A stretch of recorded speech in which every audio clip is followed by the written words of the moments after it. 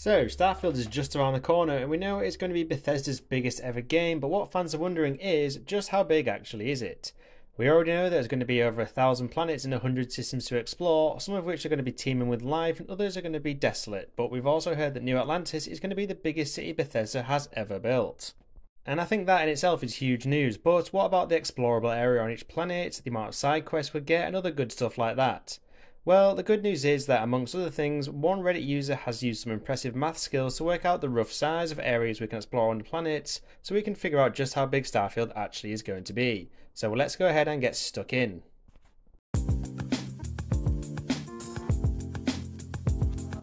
So, up until now, we've had no real confirmation from Todd or anyone else at Bethesda on whether the entire planet is going to be explorable or just certain areas of it from where you land.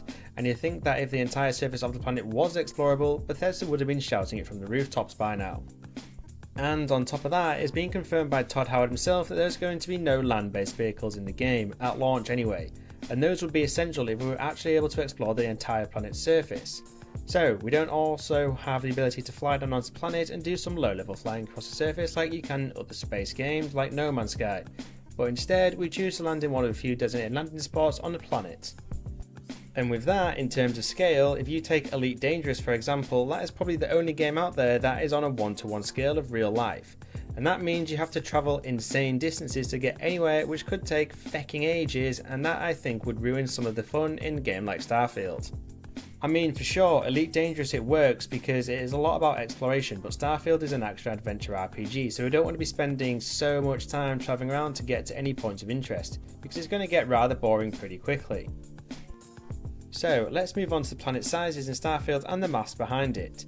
Reddit user XXXmax7XXX has managed to work out the rough scale in which the size of planets can be estimated to be when exploring on foot. Now, I'm not going to go into too much depth with the maths because, well, it's very complicated and quite boring, but basically, by using the heads-up display from a section of the deep dive into Starfield where the player is exploring the Miria IVA, Max 7 has managed to work out by using the distance to the horizon and the gravity of the planet amongst other things that the scale of the planets in Starfield is going to be about 1 to 20. So that means they're about 5% the size they should be. Now of course this is a very broad estimate, and some commenters on the Reddit thread, which are linked in the description below by the way, have suggested some planets may be notably bigger than that or indeed smaller. There is a factor at play that could make this guess fairly accurate, and that is that Skyrim and Fallout 4 use 1 to 20 ratio for their timescale, so it's not out of the question that Bethesda would use the same ratio for Starfield.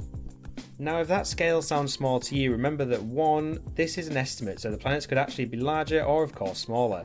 But also, there are over 1,000 planets to explore in the game, so the playable areas in this game are going to be damn big when put together and far bigger than any Bethesda game in the past. So it's not like we're going to get bored exploring anytime soon. Right, let's move on to factions. As of the creation of this video, there are currently 6 known major factions in Starfield. You've got the Constellation, United Colonies, Freestar Collective, Crimson Fleet, Ryujin Industries and Xenofresh Corporation. There are also a further 5 known smaller factions: the Ecliptic Mercenaries, Violent Spaces, House Faroon, Sanctum Universum and the Enlightened. So if you put all of these together, that is more than double the amount of factions in say Fallout 4. So what exactly does this have to do with the size of the game? Well, if you take Fallout 4 as an example, with the 4 major factions we could complete a series of quests for each and eventually have different endings based on the routes you took throughout the game. Now, the main story for Fallout would take you around 30 or so hours depending on how you played, but if you were to go around doing as many quests as possible for each of the factions, that would soon take your playable hours to up to and maybe even over 100 hours. And so, coming back to Starfield, I think it's fair to assume that it's a similar sort of setup going on here, so considering there are more factions we can join and do quests for, 1,000 planets to explore, multiple major cities to visit, and Todd Howard's estimate that the storyline alone is going to take 40 hours, I would guess it's going to take an absolute minimum of 200 hours to see everything this game has to offer. Perhaps even more like that if you want to be 100%, so book some time off work folks, this one is going to be a big one. So at the moment we know there are going to be 3, perhaps even 4 major cities in Starfield, and these are New Atlantis, Aquila, Neon and a rumoured 4th major city. We also know some of the minor settlements and cities which are the Key, which also happens to be the rumoured 4th major city, the Red Mile, Sidonia, UC Villigence, which is actually a giant starship which we can head inside of. Now this all sounds very good, but we're interested in the size. So we do know that New Atlantis is going to be bigger than any city we've seen in previous Bethesda games, and this isn't just the size but also includes the custom art and quests as well. But the main question is, just how big actually is it? Well, the short answer is we don't know for sure until we can get our hands on the game, but we do know that it will have multiple districts and a subway station along with tons and tons of NPCs. Each one we can interact with, so it'll entirely feel much bigger than it looks in the trailers and gameplay demos. And I also suspect, and especially because it has a subway system, there will be underground areas of the city that we can explore and can't see in the trailers.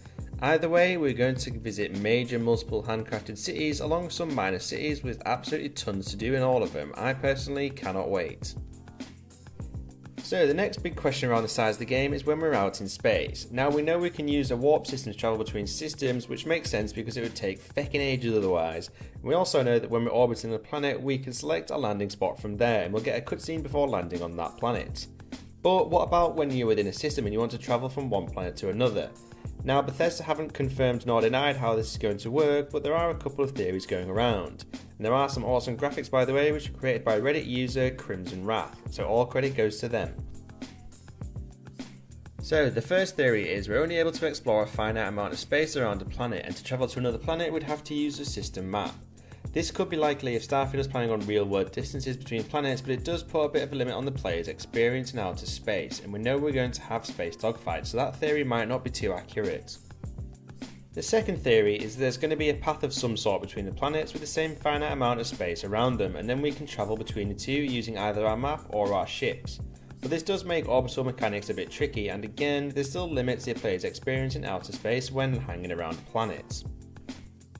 The third, and what I think is the most likely theory, and also the best, is the planets within a system are disconnected in terms of travelling between the two via a spaceship, but the outer space aspect of a planet is effectively infinite, and to get to another planet you'd have to access a system map and go via that route. And perhaps you'd come across some random space encounters along the way, like a pirate attack or something like that, one of which will pull you out of a warp. But I do think this is the most likely option. This fourth and final theory is that everything you see within a system can be travelled to via your spaceship. So in No Man's Sky, for example, you can fly your ship to any planet within a system, and to get around this taking a damn long time, they added in something called a pulse drive. But I don't see the need for Bethesda to do this because they're wanting systems to be fairly realistic in terms of size, because option 3 offers a far better experience in my opinion. Now, whichever of these theories turns out to be correct is anyone's guess, but all of them offer a good amount of space exploration, where we encounter various events like pirates, space stations and other things, which just makes the game seem even bigger. Which one of the 4 theories do you think is going to be most likely? And secondly, which one would you prefer to have when exploring outer space? Leave a comment in the comment section below. So, recently, Starfield was subject to yet another leak, which I suppose isn't too uncommon these days with AAA games. However, this single screenshot did give us further insight into the game and what we can expect, even though it looks like it was taken using a potato. Now first up, you'll notice looting will of course be present once again, as you can see, but at least in this screenshot it doesn't look like it's possible to loot the NPC's armour, like we could do in previous Bethesda games. Now, it's not clear whether or not we need to unlock this perk or skill or something along those lines to be able to loot the armour, or if indeed it is random. But I would suspect we'll have the opportunity to loot armour at some point, otherwise how could we fully level up? It is an RPG after all. Now, if you've seen this image before, even though it's taken on potato, you'll probably have noticed the gun being used looks similar to an AK-47 or an AK-100. But this isn't exactly the first time we've seen this in Starfield trailers and demos, so nothing new or exciting there, apart from the fact that some players may be wondering, why are old school guns still active in a space game? Well, if I say to that, if it ain't broken, don't fix it. And so on this picture you probably have noticed the message at the top of the screenshot includes something about fast travel, which is pretty damn important in a game the size of Starfield, especially when we know there are no land-based vehicles, at least for now anyway. But what isn't totally clear is the minimap at the bottom left corner, mainly because this photo is poor quality. But there are plenty of markers there which I assume are mission markers and other points of interest, so it begs the question, how many points of interest will each planet have? Now, the planets with major or minor cities are bound to have a bunch, but from the looks of this screenshot, even the other planets are going to have a bunch as well, which further increases the amount of things we can do in the game. All pretty exciting, right? So, as you can see, Starfield is going to be one hell of a big game, and I cannot wait to get my hands on it. Which aspect of the game are you most looking forward to? Let me know in the comments section below. And if you're still here folks, it'd be totally awesome if you could support my channel by hitting those like and subscribe buttons with notifications turned on. You can now also become a channel member as well, where you'll get access to some exclusive content. What's not to love, right? And as always, thank you for watching this video, and I'll catch you in the next one.